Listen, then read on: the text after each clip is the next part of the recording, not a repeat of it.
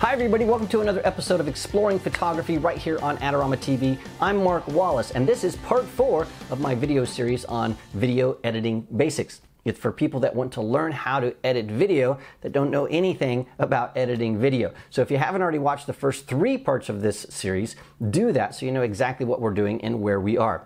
So in this episode, what we're going to be doing is we're going to talk a little bit more about editing directly on the timeline using the tools that we talked about in the last episode, and we're going to add some basic animation and some effects. It's going to be really cool. And as an added bonus, we're going to talk about markers and why they're so important. So let's dive in. So I have already opened my Muddy project, my Muddy Adventure project that we talked about in the first episode. If you want to see how this ends, I've added a link in the description of this video to the finished video of my Muddy Adventure in Africa. So if you want to see all 17 minutes of this, you can look at that. But we're going to just work with one section. We're actually going to work with the section and change it a little bit in a way that I wish I would have done before I published it, because one of the rules of thumb for video is to show, not tell. And so in the first part of this video, I'm talking about the storm that I think I'm going to ride into. And it would have been so much better if I would have shown that storm to just sort of foreshadow what was about to come in the video, to hook the viewer in to watch a little bit more to see when does it happen. Okay, so let's look here on the timeline. And you can see I've got all of my little edits here. I want to zoom into the very first part of this. And so I'm going to hit the plus button on the timeline itself. Remember that blue box? Beware of the blue box. So now I'm going to hit the plus button and zoom in to just this first part right over here. And you'll notice that I have these 2 little things right here. These are called markers. Now, a marker is really a very helpful tool on the timeline. And so what it does is, as you're watching your project, as you're playing along on the timeline, if you see something that you think you need to change, you can add a little marker. If you're scrubbing through that, just moving frame by frame, you can add a marker to say, right here, something needs to happen. And you do that by just pushing the M key. So let me show you. So let's say we put our timeline about right here, and I think, something needs to happen, my eyes are closed or something. I just push the M key, and notice right there, my marker shows up. And if I need to adjust that marker, I can click and drag it forward or back, just to tell me where in time I need to do something. If I right-click that, then I can clear that selected marker. So it's really easy to use those to tell you what to do in a certain place. If I want to go to the next marker, I hit Shift M, takes me to the next marker. Shift Command or Control M takes me to the previous marker. So markers are just markers. They just tell you something is happening right here. It's just an internal note to yourself. So I've created a marker here and another marker here to tell me right here in this section of the video, I'm talking about a storm that's coming. So I'll just play a little bit of this. Storm that I'm about to ride into. And I think this is going to be like this for the next 3-4 days. Okay, so I'm talking about this storm that I think I'm going to hit. So what we want to do here is I'm going to go to the previous marker, Shift, Command, or Control M, and then I'm going to get my razor tool by hitting C, and then I'm going to slice right here on the timeline. Now notice that my razor tool aligned to my marker exactly. That's because, again, I have over here this snap setting turned on. So make sure that you have this little magnet. Click it until it turns blue so that your tools will snap on the timeline. I want to also cut right here at this one. Now notice, boink, it snaps to that marker. I'll cut right there. And so now I have, if I go back to my selection tool, this section of video, and that's what we're going to be working on today. We're going to add some effects, and we're going to add in that storm so it'll look really cool. Okay, now what we want to do is we want to learn about keyframes and how we can use keyframes to animate video. So a keyframe is used in animation software and in video software to do all kinds of things. It's just a point, sort of like a marker, in your video where you tell Premiere or After Effects or whatever nonlinear editor you're using is to tell it to do something on that frame. And so you might want to say at frame 1, you might want to tell it that the scale of the video is 50%. And then at frame 10, in your video, you might want to say right here it should be 100%. So from frame 1 to frame 10, your video will scroll up. It will scale up to 100%. It will animate. You can do that for position. So you can say start over here and X amount of frames later be over here. So this keyframe, so it knows to do something between those keyframes. or you can tell it to be transparent, or volume go up or down, or to rotate, or a spin, or to, you can have, there's thousands of things you can do. But a keyframe just says do something here or end something here. So that's all that is. So what we're going to do is on our timeline, using the selection tool, we're going to double click on this little clip that we just created by using our razor tool, and that puts us back into the source monitor over here, so we can start manipulating this clip. And so what we'll do is now we can click on Effect Controls. So we're now going to add some effects. By default, your video clips in Premiere are going to have some things that you can animate: position, scale, rotation, the anchor point, a bunch of different things. Opacity, in other words, how transparent that is. And then also audio, there's some things that you can animate there. And so you'll know you can animate something if when you open the effects tool, it has a little stopwatch next to it. So that says that you can turn on and off an animation. So what we're going to do here is we are going to go and add our animation. So on the position, we're at the very first frame of this little clip. I'm going to click on this stopwatch, and that is going to automatically add a keyframe on the very first frame. So you can see this little triangle here. I'm also going to click on scale. That's also going to add right there a little triangle. They're very, very small, but they are there. So you can see that we have values here that we can change. But what I want to do is I want to start this video clip exactly as it is. So everything, all the values that we have right now are good. But by frame 10, so that's a little bit more than half a second, I want something to happen. So I'm going to go down here to this effect panel. So on the right hand side, this little thing is a timeline, just like it is down here. So I will go and I'm going to click my right arrow 10 times. 1, 2, 3, 4, 5, 6, 7, 8, 9, 10. So I've gone in 10 frames. Then right here, I'm going to add a keyframe. So there's this little button right here on position. I'm going to click that, click. And then right here on scale, this little button, click. So I've added 2 keyframes. You see those right there? So then, as long as I'm on this keyframe, and you know you're on a keyframe if this is blue, if I go back a couple of frames, notice that's not blue anymore.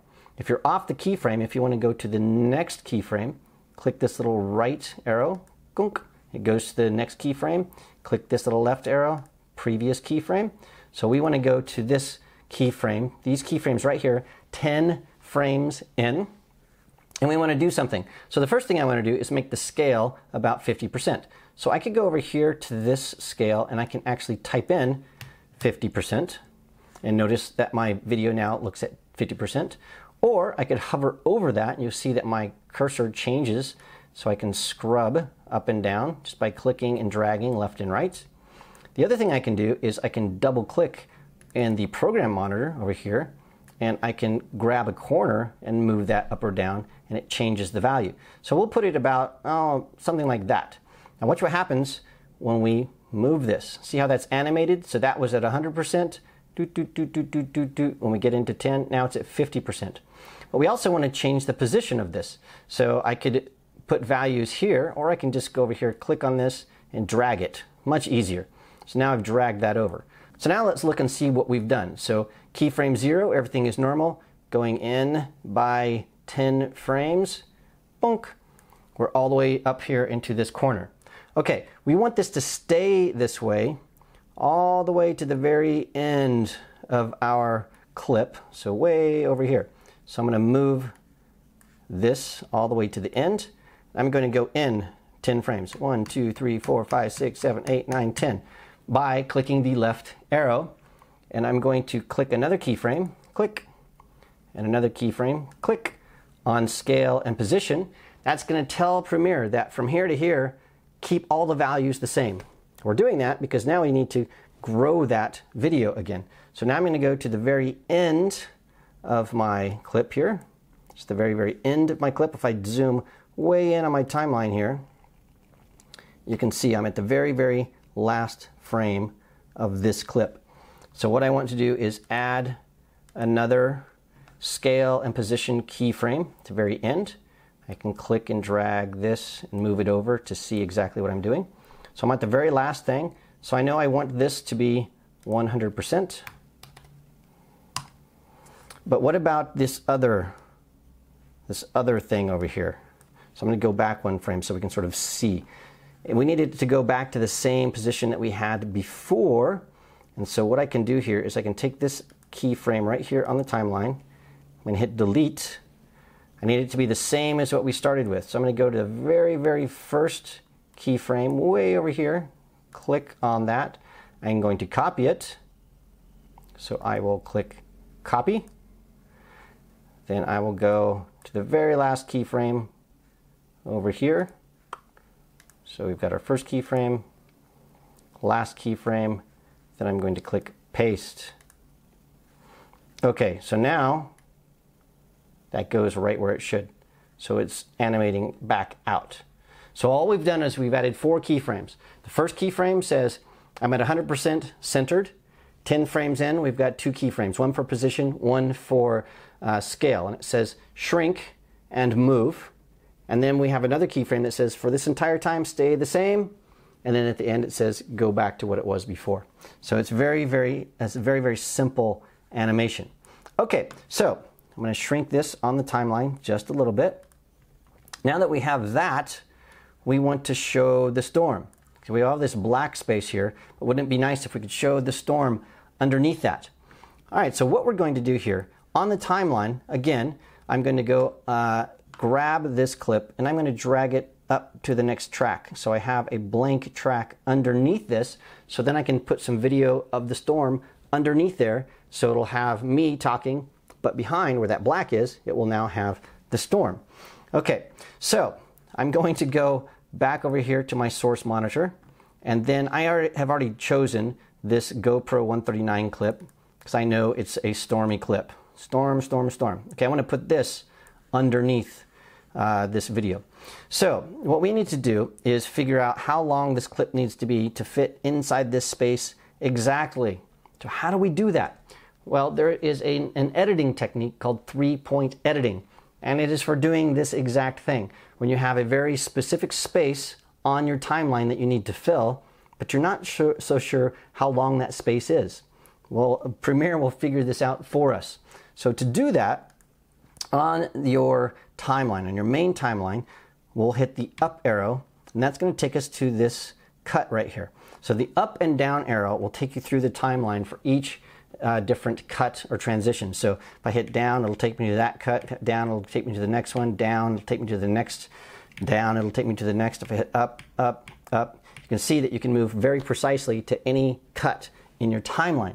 So I'm going to start right here where this marker is, and on the main timeline, we're going to put an end point. So I for in.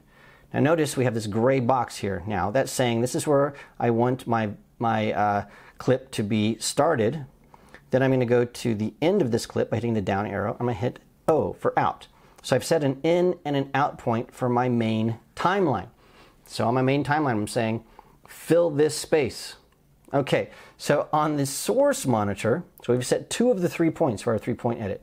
On the source monitor, I'm going to find a nice starting point. So it's got a lot of water on the camera, so maybe you're right about here. That's good. And I'm going to set an in point.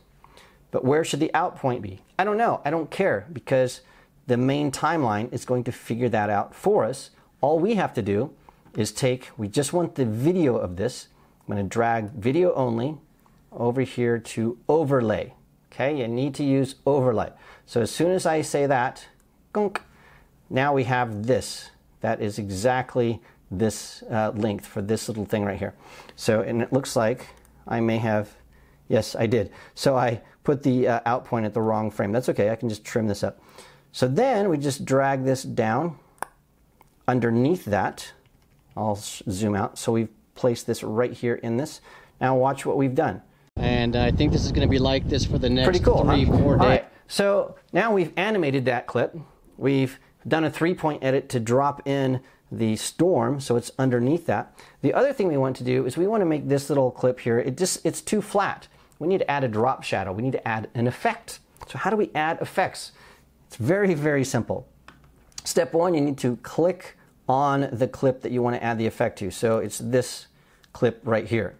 Then on the lower side, the project panel, there is a tab called Effects. So we're going to click on that. and you can see we have video transitions and video effects and audio transitions, all kinds of presets and things.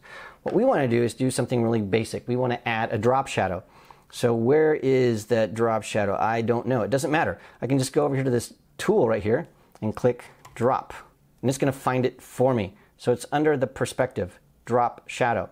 So all I have to do is click that, drag it over onto my clip, drop it. But you'll notice it doesn't look like anything has changed. That's because we need to set the parameters of the effect that we have just added. So now if I go here to my source panel, that's where, remember, that's where we manipulate our clips. If I click on Effects Control, now you'll see that we have drop shadow right here.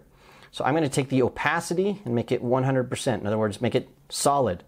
And then I'm going to take the distance. I'm going to make that come out just a little bit from 5 to maybe, let's make it big, so 37. So I'm just clicking and dragging over the top of these numbers. It's a scrubby feature. Then I'll make the softness something that's, I don't know, something like that. Now notice over here on this window, I'm going to hit the little tilde to make this large. You'll see that we have this nice drop shadow. It looks much better. So if we go back to the beginning of our clip, I'll make this large and we'll play through it. Look at what we just did. We did a 3-point edit, we made an animation, and we added an effect. And I think this is going to be like this for the next 3-4 days, all the way. Pretty cool. Pretty darn cool. And then it'll animate out. I'll show you that. Go, but it's just going to be slow going. I'm averaging about 30. All right, so we've done all of those things. You can see that using some very basic editing techniques, you can start to do some more advanced things. You can start stacking video clips. You can start animating those clips. You can rotate. You can do all kinds of things. So my suggestion to you, if you want to learn about animation and effects, just get into that effects panel and start clicking things, adding keyframes and making changes and see what you can do. Start with a very basic animation. Move something from here to here. That's it. Start with a very basic effect, maybe a drop shadow or something. Once you've done that, then you might want to go in and add even a more advanced effect. So if I wanted to, I could go into this clip underneath here, this storm, and let's just clear this out. Let's just see what kind of video effects we have. Let's do something called distort, and then maybe we'll do, I don't know, twirl. How about that? Or warp stabilizer, wave warp. Okay, I'm just choosing something. I don't even know what this is. I'll click that. We'll go in here to wave warp, wave type, blah, blah, blah. And you can see that now I've added this craziness. And when we play it for the next 3-4 days, it's just that simple. I don't even know what that effect does, but there it is. If you have an effect that you don't like, you want to get rid of it, go to the effects panel, click on it like wave warp, hit the delete key, boom, it's gone. Everything is set. Okay, well, we still have more to learn. We need to learn about audio. We need to learn about normalization. We need to learn about some transitions. We need to learn about pacing. And so all of that and more is coming up in the next episode in this series. So make sure you subscribe to Adorama TV so you don't miss anything. And always check out the Adorama Learning Center because there's all kinds of more advanced tutorials and articles about video editing and shooting video and codecs and frame rates and all the kinds of stuff you might want to know if you're getting into more advanced video. Thank you so much for joining me for this episode, and I will see you again next time.